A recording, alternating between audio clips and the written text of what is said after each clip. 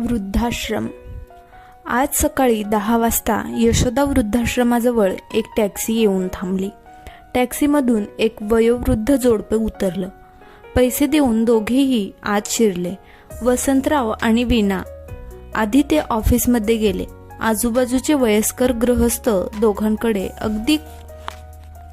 अगतिकपणे पाहत होते की चला आपल्यामध्ये अजून एक दोघांची भर पडली. तेथील सगळेच लोक कोणी मुलाने हकलून दिले, कोणी सुनेने हकलून दिले, तर कोणी जावयाने घराबाहेर काढले असे होते. सगळेच समदुःखी होते. वसंतराव आणि वीणा ऑफिसमध्ये गेले. तिथे फॉर्म भरला, पैसे भरले. वसंतरावांना पेन्शन होती. ऑफिसमधल्या एका नोकराने त्यांचे सामान खोलीत नेऊन ठेवले. वृद्धाश्रमाच्या मॅनेजरने तिथले काही नियम सांगितले खाली आणि खोली दाखवायला घेऊन गेला. दुपारी 12 वाजता जेवण असायचे. वसंतराव आणि वीणा दुपारी जेवणासाठी मोठ्या हॉलमध्ये आले. तेथे बरेच वयस्कर लोक जेवायला बसले होते. दोघांना पाहून तेथे 7-8 जण जमा झाले. ओळखीचा जुजबी कार्यक्रम झाला. एवढ्यात काही विचारायला नको म्हणून कोणीही काहीच त्यांना विचारले नाही. खास करून बायकांना मुद्दामच सांगून ठेवले होते. आठवडा झाला. वसंतराव आणि वीणा रुळू लागले. कधी वसंतरावाकडून तर कधी वीणाकडून बऱ्यापैकी माहिती कळाली होती. वसंतराव 68 तर वीणा 65 वर्षाची होती. वसंतरावांचा स्वभाव खूप हसतमुख आणि वीणा म्हणजे एकदम प्रसन्न व्यक्तिमत्व होती. दोघेही मेड फॉर इच अदर होते. त्यांना 2 मुले. धाकटा अमेरिकेतच सेटल झाला होता बायकोबरोबर. त्याला एक मुलगी. अमेरिकेत आधीच महागाई खूप, त्यात आई बाबांना आमच्याबरोबर कायमचं नेणं तर शक्यच नाही. धाकट्याने सफाईदारपणे त्याची जबाबदारी टाळली. त्यामुळे साहजिक मोठ्याकडे राहणं आलं. त्यामुळे मोठी सून ही चिडचिड करायची. वीणाला 2ही मुलगे. आधी सगळेच एकत्र राहत होते. दोन्ही सुना नोकरीवाल्या. त्या दोघी नोकरीला गेल्यावर वीणा ह्या 3ही नातवंडांचा खाऊ पिऊ घालत असे. त्यांचे शाळेचे डबे तयार करणे, त्यांना स्कूल बसमध्ये सोडणे, अशी एक नाही अनेक कामं सुना ऑफिसला गेल्यावर वीणावरच येऊन पडत. नातवंडांची आजारपणं सुद्धा वीणानेच करायची.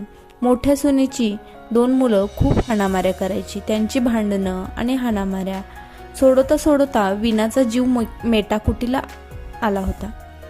दुपारी वीणा दुसऱ्या दिवशीसाठी म्हणून भाज्याही निवडून ठेवत असे.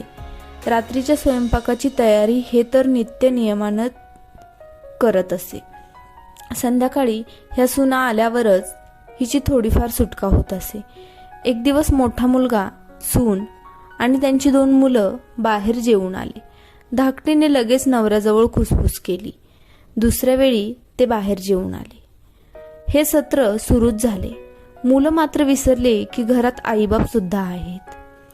अरे ते हॉटेल बच खूप छान आहे, तिथली ही डिश खूप छान आहे, ती ट्राय कर. दरवेळी शिळे अन्न राहू लागले.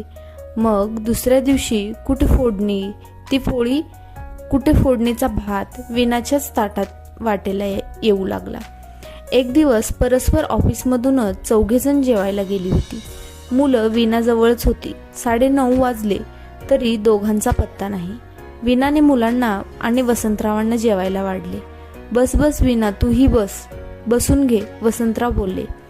10 वाजून गेले होते तरी यांचा काही पत्ता नाही. म्हणून वीणानेही जण 10:30 वाजता 4 ही घरी हसत खिळत आली. वीणा जेवण गरम करत बोलली, आवरून या, मी पानं वाढते. अगं आई, आम्ही जेवूनच आलोय बाहेर. त्यापेक्षा मस्त कॉफी कर ना आम्हाला, धाकटा बोलला. हो करते, तुम्ही आवरून या, म्हणत वीणा कॉफीची तयारी करू लागली. ती करणार नाही. वसंतराव गरजले. एकतर उशिरा येताय, साधा फोन करता येत नाही का रे तुम्हाला? आणि तुमचं हे राहिलेले अत्र अन्न दरवेळी वाया जातं, त्याचं काय करायचं? ते दरवेळी आम्ही खायचं का दुसऱ्या दिवशी? हे पहा, हॉटेलमध्ये जाण्याबद्दल आमची काहीच तक्रार नाही, पण जर कोणाच्या वाटणीचं अन्न शिल्लक राहिलं तर ते त्याने दुसऱ्या दिवशी खायला पाहिजे. आम्ही दरवेळी जे खाणार नाही. आणि हो, ज्यांना कॉफी हवी आहे त्यांनी स्वतः बनवून घ्या. विना, तूही झोप आता, वसंतराव रागानेच बोलले. वसंतरावांनी हॉलमध्ये अंथरूण पांघरून पसरली आणि हॉलचा लाईट घालून टाकला. चौघेही काही न बोलता आपल्या बेडरूममध्ये निघून गेली. 2 बेडरूममध्ये 2 मुलं आणि त्यांची कुटुंब झोपत असत, त्यामुळे वसंतराव आणि विना हॉलमध्ये झोपत असत. दुसऱ्या दिवशी दोन्ही सुनांनी अबोला धरला. हा अबोला 8 दिवस पुरला. विनाला काही महिन्यात धाकट्याची अमेरिकेला जाण्यासाठीची तयारी सुरू झाली. इकडे आई वडिलांनाही त्याच्याबरोबर पाठवून देऊ म्हणून मोठ्याने तात्काळमध्ये वसंतराव आणि विना यांचा पासपोर्ट बनवून घेतला. दोघांचा पासपोर्ट 15 दिवसात येईलच, मग तेही तुझ्यासोबत राहतील. मोठा भाऊ, शक्य आहे का? मी त्यांना घेऊन चालले. हे कोणी सांगितले तुला? धाकट्याने विचारले. अरे, किती महिने चालला आहेस तू? वसंतरावांनी मध्येच विचारले. बाबा, कायमचं चाललोय. मी कंपनीतर्फे तिकडेच बदली करून घेतली आहे माझी, धाकटा मुलगा बोलला. आणि आई बाबा, त्यांचं काय? त्यांना तू नेणार नाहीस का? असे मोठ्याने विचारले. अरे दादा, तिथे आम्हाला भागवणं मुश्किल आहे. त्यात आई बाबांना आमच्याबरोबर हे शक्य नाही. ते हा महिनाभर कधीतरी पाठवत जा, पण कायम नो वे, धाकटा मुलगा बोलला. एकतर जास्त पैसे देऊन तात्काळमध्ये पासपोर्ट बनवला आणि हा म्हणतो मी आईबाबांना आमच्याबरोबर नेणार नाही. म्हणून मोठ्याला खूप राग आला. 2 महिन्यात धाकटा कुटुंबासोबत अमेरिकेला निघून गेला. धाकट्याची बेडरूम रिकामी झाली आणि दुसऱ्याच दिवशी मोठ्या सुनेने मुलांचं सामान तिथे शिफ्ट केलं. आम्हालाही झोपायला अडचण होते आणि मुलंही आता मोठी झाली आहेत, हे कारण देत तिने दुसऱ्या बेडरूमचा ही ताबा मिळवला. फ्लॅट वसंतराव नावावर होता, पण स्वतःच्याच फ्लॅटमध्ये असं पाहुण्यासारखं राहणं नशिबात आले होते. एक दिवस, बाबा, मी 3 BHK फ्लॅट पाहिला आहे. कसं आहे? तुम्हाला ही तुमची सेपरेट बेडरूम होईल ना? दोघांनी कर्ज काढलंय, पण तरी 10-12 लाख रुपये कमी पडत आहेत. हा फ्लॅट विकून जर मला थोडीफार मदत केली तर, मोठा मुलगा एक दिवस बोलला. त्याने फ्लॅट बघायला वसंतराव आणि विनालाही नेले. फ्लॅट खूपच मोठा आणि सुंदर होता. आई बाबा, तुम्हाला जी बेडरूम हवी होती ती तुम्ही घ्या, मोठा मुलगा बोलला. बेडरूम ही खूप मोठ्या होत्या. अरे, कोणतीही दे बाबा, राहायला जागा देतोस तेच खूप आहे आम्हाला, वसंतराव बोलले. 4-5 महिन्यात जुना फ्लॅट विकून हे सगळे नवीन फ्लॅटमध्ये शिफ्ट झाले. दारावर मोठ्या मुलाची आणि सुनेची जॉईंट नेमप्लेट छान लावली होती. मुलाला 10-12 लाख रुपये देऊन राहिलेले सगळे पैसे वसंतरावांनी आपल्या नावाने फिक्स केले होते. मुलाला आशा होती की बाबा थोडेफार तरी जास्त पैसे आपल्याला देतील, मग आपण पॉश फर्निचर वगैरे करू. पण वसंतरावांनी ते सगळेच गुंतवले. हप्ते सुरू झाल्यामुळे सुनेने कामवाल्या बाईला काढून टाकले. दिवसभर घरातली कामं, सुनेच्या मुलांचा सांभाळ, वर पुन्हा कामवाली काढल्यामुळे केर, फरशी, भांडी विनावरच येऊन पडलं. एकच दिवस रविवारची सुट्टी मिळते, त्यात सुद्धा घरातली सुद्धा कामं मीच करायची का? म्हणून सून मात्र कधीच कामाला हात लावत नव्हती. उलट तिच्या म्हणण्यानुसार 3 माणसे तर आधीच कमी झाली आहेत. मुलं दिवसभर शाळेत असतात, तुम्हाला दोघांना काय काम असतंय हे ती बोलून दाखवायची. मोठ्या मुलाला हेच बरोबर वाटत होते, पण वसंतराव आणि विना यांचे वय मात्र कोणीच लक्षात घेत नव्हते की अरे, खरंच आईला आता ह्या वयात ही कामं होतील का? वीणा एक दिवस फरशी पुसत असताना चक्कर येऊन पडली. वसंतरावांनी तिला ताबडतोब हॉस्पिटलमध्ये आणले. अति कामाच्या ताणामुळे तिला चक्कर आली होती. बीपी सुद्धा खाली आले होते. नंतर वसंतरावांनी स्वतःच्या पेन्शनमधून घरकामाला बाई ठेवली. मुलाला आणि सुनेला त्यासाठी काहीच हरकत नव्हती. बाबा, दर महिन्याला तुम्ही कामवालीसाठी तर एवढे पैसे मोजता, मग आम्ही थोडे फर्निचरसाठी मागितले तर का नाही दिले? मुलगा बोलला. का द्यायचे मी फर्निचरसाठी पैसे? मी माझ्या बायकोची आधी तब्येत बघणार आणि ते आम्ही आमच्या म्हातारपणाची सोय म्हणून ठेवले आहेत, बाबा म्हणाले. आणि फ्लॅट तुझा आहे, तेव्हा तुला काय हवे ते तू घे. ठीक आहे, फ्लॅट आमचा आहे, मग आमच्या फ्लॅटमध्ये आम्हाला कामवाली बाई नकोय. तुमच्या घरी काय करायचं ते तुम्ही करा. मुलाने सुनेला दरडावले. गप्प बस, कशी बोलतेस ग तू? वसंतराव मात्र चिडले. आमचं घर कुठे आहे? आमचं घर ते विकून तर तुम्हाला पैसे दिले ना ग सुनबाई. ही वीणा पहाटे पासून मरते. आईसाठी एवढं केलं तर खुपलं तुम्हाला. ती तुमच्या पोरांचं करते. दिवसभर त्यांना काय हवं काय नको ते बघत असते. आम्हाला आमचं लाईफच नाहीये का? आधी मुलांना सांभाळा, नंतर मुलांना सांभाळा. दुखणी खुपणी काढा. आज आम्ही आहोत म्हणून तुम्ही आमच्या जीवावर तुमच्या मुलांना टाकून जाता. खुशाल नोकरीला जाता ना. एक दिवस सुनबाई घरात असते तेव्हा साधा हातभार सुद्धा लावू शकत नाही काही. ही एकटीच दमते आणि आई आहेच मग हक्काचा नोकर. बाबा, काय बोलताय? मुलगा बोलला. काय खोटं आहे? अरे, आपल्या घरातला घासातला घास काढून तुम्हाला दिला, पण तुम्ही इतके वेळा हॉटेलमध्ये गेलात, एकदा तरी तिला साधा वडापाव आणलात का? अर्थात आम्हाला काही अपेक्षाही नाहीये, कारण माझी अजून तेवढी ऐपत आहे की मी माझ्या बायकोला 5 स्टारमध्ये नेईन. फक्त तुम्ही मागताना मात्र फारच गोड बोलता रे तुम्ही लोक. तुमच्यावर ओझं नको म्हणून आम्हाला अमेरिकेला पाठवायला निघालात.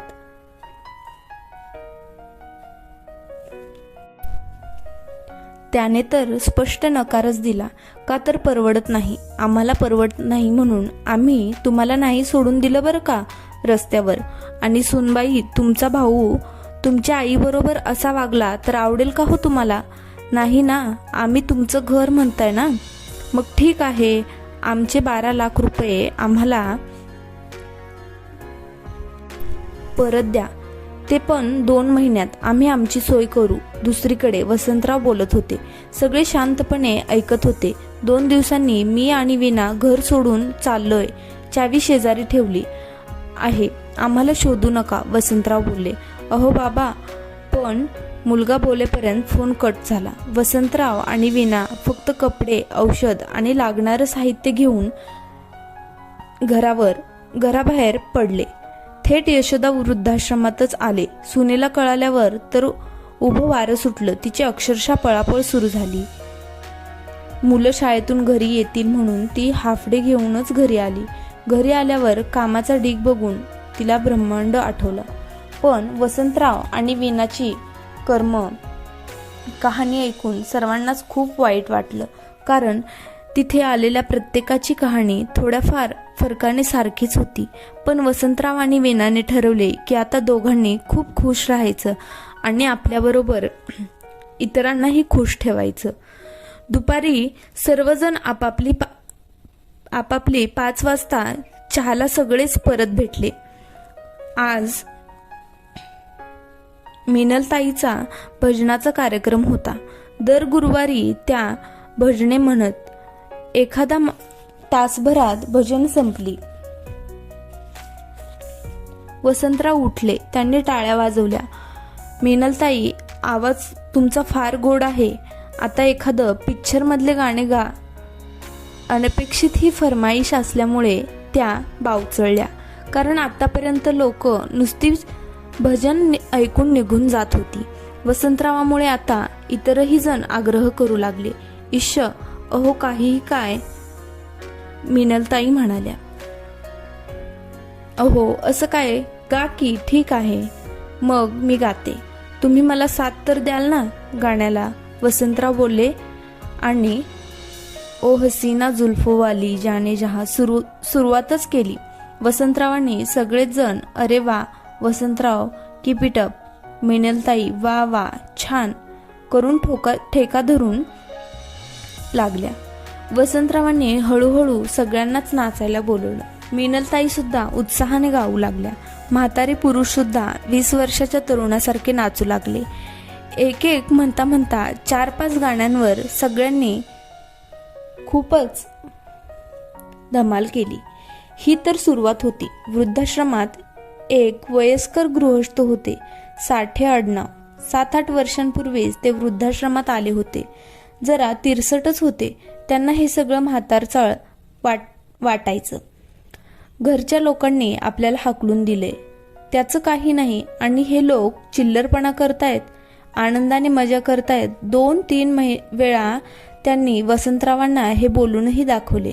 साठेंची पत्नीही मुलाकडेच राहत होती. साठे एवढी वर्ष केलत की मुलांच्या मुलांना खेळवलं, त्याचं सगळं करण्यात निम्म आयुष्य घालवलं. पण मग स्वतःचं आयुष्य कधी जगणार हो?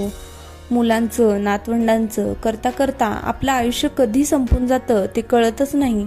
वसंतराव म्हणाले, मला काही हे पटत नाही. आपल्याला आणि वेगळं काय हवं असतं हो? खरं तर मुलगा नातवंड हाच आपला संसार आहेत ना. साठे बोलले, हे तुम्ही मानता, मुलाचं काय? वसंतराव म्हणजे काय? मुलगा ही चांगला आहे माझा, सूनही चांगली आहे. साठे, आणि तरीही तुम्ही इथे? आता नाही त्यांची ऐपत, पण माझ्या बायकोला ठेवून घेतलं आहे की, तेच माझ्यासाठी खूप आहे. साठे, अरे वा वा वा, त्यांना फुकटची मोलकरीणीच मिळाली. वसंतराव बोलले, काहीही बडबडू नका. साठे जरा चिडलेच. मग काय, त्यांना बसवून ठेवलंय का तुमच्या सुनेने? मी तसंही म्हणत नाही. सासूने सुनेला मदत केलीच पाहिजे, पण सुनेने सुद्धा थोडी जाणीव ठेवावी ना. मला एक सांगा, तुम्ही घरी असताना तुमच्या सुनेने किती वेळा तुमच्या आवडीचे पदार्थ खायला करून घातले? सून जी भाजी करेल तीच खा, ती म्हणेल तसंच वागा. अहो हो, आता काही असतात ही नशीबवान, ज्यांना मुले सुना चांगल्या मिळतात, ज्या सासू सासऱ्यांची आईवडील समजून काळजी घेतात. पण आपल्यासारख्यांचं काय हो? आपण आपली दुःख कुरवाळत बसण्यापेक्षा आपल्यासाठी जगलो तर काय वाईट आहे? वसंतराव बोलले, आणि साठे कान देऊन ऐकत होते. संध्याकाळी सगळे सिनेमाला चाललेत. नंतर बाहेरच खाणार आहोत. येणार असाल तर दुपारी कळवा, म्हणत वसंतराव निघून गेले. म्हणाले, मी येतो सिनेमाला. मला आठवतंय, माझ्या बायकोने बिचारेने तर कित्येक वर्षांत पाहिलेला नाही हो सिनेमा. तिलाही खूप आवड आहे. आज ती असती इथे तर. पण ठीक आहे, मी येतो. मी पाणीपुरी पण खाणार आणि आईस्क्रीम पण खाणार. साठे अधांतरी बघतच बोलले. बर. हसतच वसंतराव बोलले. नाही म्हणजे ओशाळून साठे बोलले. अहो असू द्या हो, करा मजा. वसंतराव बोलले, तुम्हाला सांगतो, लग्न झाल्या 2 वर्ष हिनं आणि मी खूप पाणीपुरी आईस्क्रीम खाल्ली. पण नंतर मुलं झाली, नातवंड झाली, आणि नंतर राहूनच गेलं हो सगळं. साठे बोलले, खरं आहे, जबाबदाऱ्या अंगावर पडल्या की माणूस विसरूनच जातो की स्वतःला काय हवंय. खरं सांगू का साठे, लग्नानंतर 2-3 वर्ष आम्ही दोघंच होतो. मुलांची जबाबदारी नव्हती, काय नाही. अगदी तसंच आता आम्ही दोघंही जगायचं ठरवलं आहे, फक्त एकमेकांसाठी. खूप खूप जगलो मुलांसाठी, मुलांकरता. चला जाऊ द्या. 4:30ला चहाला या, तेव्हा आवरूनच या. वसंतराव बोलले. हो नक्की. साठे बोलले, खरंच हा माणूस किती पॉझिटिव्ह थिंकिंग आहे. दुःखातही सुख शोधणं ह्यांच्यासारख्यांनाच जमतं. साठे विचार करत बाहेर पडले. बहुतेक जणांना तिथे पेन्शन असल्यामुळे पैशांची चिंता नव्हती आणि प्रत्येकाजवळ एवढे पैसे तर नक्कीच होते. 4:30 वाजता सगळे चहासाठी हॉलमध्ये जमले. सगळेच आवरून बाहेर आले होते. सिनेमा आणि नंतर हॉटेलमध्ये जेवण. सगळेच फार उत्सुक होते, कारण 7-8 वर्षात असं कोणीच बाहेर पडलं नव्हतं. वृद्धाश्रमातर्फे मिनी बस काढली. चहा झाला आणि सगळे निघाले. सगळेच खुश होते. बसमध्ये छान गप्पा रंगल्या होत्या. मध्येच चेष्टा मस्करी चालली होती. 20 मिनिटात बस थिएटरजवळ पोहोचली. वृद्धाश्रमाच्या मॅनेजरने 30-35 तिकीटं आधीच काढली होती. सिनेमा सुरू व्हायला अवकाश होता. शेजारीच पाणीपुरीची गाडी उभी होती. चला साठे, पाणीपुरी हवी आहे ना? वसंतरावांनी हसत विचारले. हो हो, आलोच, साठे म्हणाले. अजून कोणाकोणाला हवी आहे? या इकडे. आणि हो, तब्येती सांभाळून खा, वसंतराव बोलले आणि हसू लागले. सिनेमा संपला. 9 वाजले होते. सगळे एका हॉटेलमध्ये आले. प्रत्येकाने हलकंच जेवण केलं. नंतर ज्यांना हवंय त्यांनी आईस्क्रीमही घेतलं. एकंदरीत संध्याकाळ खूप छान झाली. 1 वर्ष होऊन गेलं होतं वसंतराव आणि वीणाला वृद्धाश्रमात येऊन. तिथल्या सगळ्यांची आता छान ओळख झाली होती. अहो जाहो वरून ए जा वर त्यांची मैत्री आली होती. सगळ्यांची दुखणी खुपणी सुख दुःख एकत्र साजरी करत वसंतराव आणि वीणा यांचा संसार चालला होता. अधूनमधून विरंगुळा म्हणून कुठे बागेत जा, कुठे सिनेमा, कुठे छोटीशी ट्रीप, हे चालूच होतं. महाबळेश्वर ट्रीपच्या वेळी तिघा चौघांची पेन्शनही झाली नव्हती. सगळ्यांनी मिळून त्यांचे पैसे भरले होते आणि दर महिन्याला कोणाचा तर वाढदिवस हा असायचाच. मग हे सगळे मिळून त्याला किंवा तिला नवीन कपडे, 2-3 महिन्यांची औषधे अशी गिफ्ट देत असत. एक दिवस साठे वसंतरावाकडे आले. वीणा देवापुढे जप करत होती. वसंता, जरा बाहेर येतो का? साठे बोलले. काय रे बाबा, बरं आहे ना? वसंतरावांनी विचारले. अरे बरं आहे, पण ऐक ना, मला माझ्या बायकोला ही इथे घेऊन यायचं रे. आपण एवढं मौज मजा करतो, कार्यक्रम करत असतो. मला मात्र सतत तिची उणीव भासते. मुलगा सांभाळतो, पण निदान आता तरी एकमेकांच्या सोबत राहावं असं वाटायला लागलंय. अगदी तुझ्यासारखं. साठेचे डोळे पाणावले. अरे मग अडचण काय? वसंतरावांनी विचारले. पैशांची अडचण आहे का? वसंतराव म्हणाले. नाही. साठे, मग काय? वसंतराव खो खो हसत सुटले. अरे तो तुझा सासरा असल्यासारखंच बोलतोस की. तुझी बायको आहे ना, ती तुझी बायको आहे ना, मग घेऊन ये ना तिला. नाही, मुलाने सोडलं तर पळवून आण, म्हणत वसंतराव हसू लागले. साठे मात्र थोडे ओशाळले. अरे घाबरतोस काय एवढा? दम नाही आहे का तुझ्यात? आणि तू त्याचा बाप आहेस. तो तुझा नाही. बिनधास्त जा आणि वहिनींना ही आण. आणि जास्त त्रागा केला तर. वसंतरावाने कानात काहीतरी खुसफुस केली. खरं आहे, तिला तिच्या वाटणीचं आता थोडं जगू द्या. मी आजच जातो आणि घेऊन येतो, साठे बोलले. रविवारी दारावरची बेल वाजली. अगं बाई, तुम्ही? साठेच्या बायकोने दार उघडलं. माई कोण आहे? आतून सुनेने विचारले. अगं हे आलेत साठ्यांचे बायकोने आनंदात म्हटले. मुलगा आणि सून बाहेर आले. काय अण्णा, इथे कसे काय? बरे आहेत ना? माईला भेटायला आलात का? मुलाने विचारले. तोवर माईने पाणी आणून दिलं. मी हिला माझ्यासोबत घेऊन जायला आलो आहे. माई, आवर सगळे, कपडे आणि औषध घ्या. तुम्हाला माझ्यासोबत न्यायला आलोय, साठे बोलले. काही काय अण्णा, माई येणार नाही कुठेही. आणि तिला कुठे नेणार आहात? त्या वृद्धाश्रमात? माई, तू कुठेही जाणार नाहीस, मुलगा तावातावाने बोलला. आणि घरातली कामं कोण करणार?